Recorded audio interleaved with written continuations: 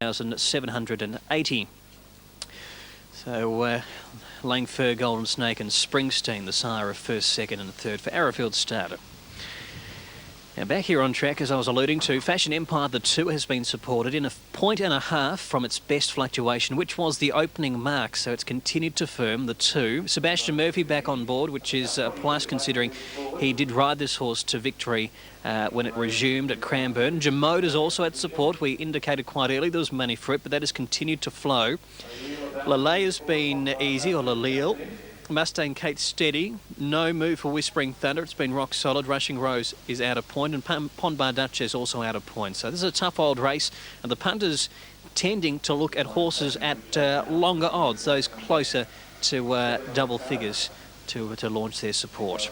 So this could be a real tricky affair, could be an interesting finish, a very competitive race on paper as we go upstairs to get the full broadcast from Terry Bailey. Okay, Adam, thank you very much. Adam, how did you pronounce the 5 in this race?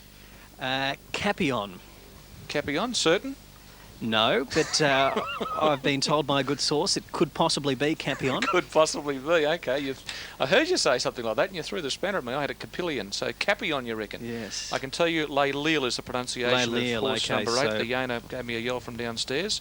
Okay. So Capion, okay, I've got to change that now. Now the last few moving in.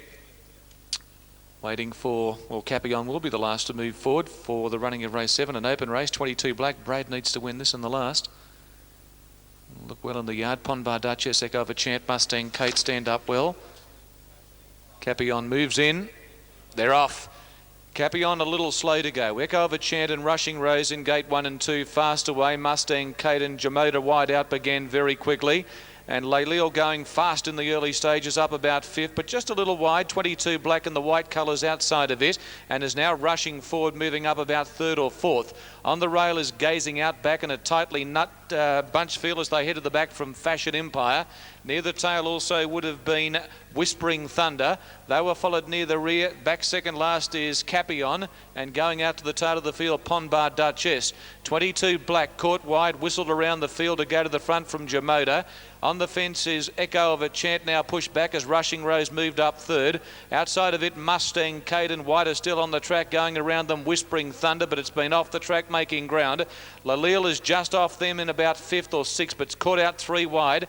Rushing Rose back on the fence. They were followed by Capion making ground from Gazing Out back. Then came Fashion Empire. Echo of a Chant now pushed back towards the tail with Pond Bar Duchess. Up before the bend, 22 black joined in front on the outside by Jamoda, who now takes the lead. On the fence pushing through as they come around the home bend would have been Rushing Rose. Wider out on the course, running on pretty well as they turn is Leileel, and the others headed back in the field by looking for a run. Pond Bar Duchess, plenty of chances with Mustang Kate getting a run. 22 black in front. On the outside going after it is Fashion Empire with a fast run. Fashion Empire and 22 black. Fashion Empire, 22 black comes back. Fashion Empire. Fashion Empire beats 22 black, and Gazing Out back has run 3rd from Echo of a Chant, Pond Bar Duchess and Mustang Kate. They were followed by, behind those runners, pulling up quickly is Jamoda. Near the tail of the field would have been well back Leileel with Carpion, and near the tail also well back was Whispering Thunder. It's one of the last to pull up in company with Pond Bar Duchess, who's pulled up quickly past the line. A look at Fashion Empire really rattling home here with the baldy face. Sebastian Murphy back on the saddle, and it came with a very strong run. 22 black, Brad Rawiller cuddling the horse right throughout. The early move to get away from the wide gate and to come across with very little speed. No one really wanted to lead, so he took up the run, and he had the race in his control, and he steadied. He was always travelling well, but unfortunately when he started to sprint at the 200 metre mark, Fashion Empire had a lot of momentum winding up from the top of the straight, was able to get past 22 black, who then dug in and tried to fight back, but unfortunately wasn't the case. Gazing Out back, that's been a nice run. Can put in some forward runs first up, and comes back from a lead up with a nice 3rd there in the orange cap coming through towards the inside. Echo of a Chant, well, its also performance there on the fence was quite good. It was up just behind the speed. It was one of the handy horses. Got shuffled back to 2nd and 3rd last coming down the side as this winner comes back to scale. Here we see the low angle shot and the battle between the leading apprentice and the leading country senior rider, Brad Rawiller and Sebastian Murphy, right down towards the line, and Sebastian Murphy getting the most out of Fashion Empire. All takes will be up fairly shortly. The first four with a couple of outsiders getting third and fourth, 7,357.50.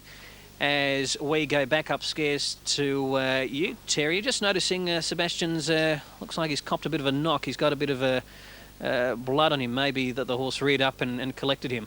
Okay, Adam, yeah, they raced pretty tight on that, didn't they? There was only about 3 lengths between first and last as the winner comes back to scale. Fashion Empire is a 4-year-old chestnut mare by Kingston Rule out of Set. The Style is raced by Mrs. K and K Cordell, trained by Colin Rees at Ballarat, and Sebastian Murphy. And neck by 2, 137.30. Brad Rawiller desperately trying to get 22 black to come back to keep his chances alive to equal Nicholas Ryan's record, but valiant in defeat, but not quite good enough. And third prize Gazing Outback in what was a very tightly contested field. And I can tell you one thing, Adam, when you call here next time, don't call with the windows in. That's a no-goer. I can tell you that much. I couldn't see them. We might just let Sebastian Murphy... Sebastian... but fortunately got the victory, which made it worthwhile.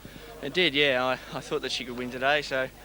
but just stepped out of the barrier and sort of come down on her nose, and she came back up. She got me in the nose, but anyway, she did a good job to win after that. Hope it doesn't mean you cop the mandatory 3-month ban. Yeah, well, I'll probably have to go home on the blood rule, I think, but no more rides, so go back home on a good note. Well done. Thanks. Sebastian Murphy there, a good sport, and he comes back well. He didn't have the best run in transit with blood spraying all over his face, but he got the business end done as we go back to you in the studio, Caroline.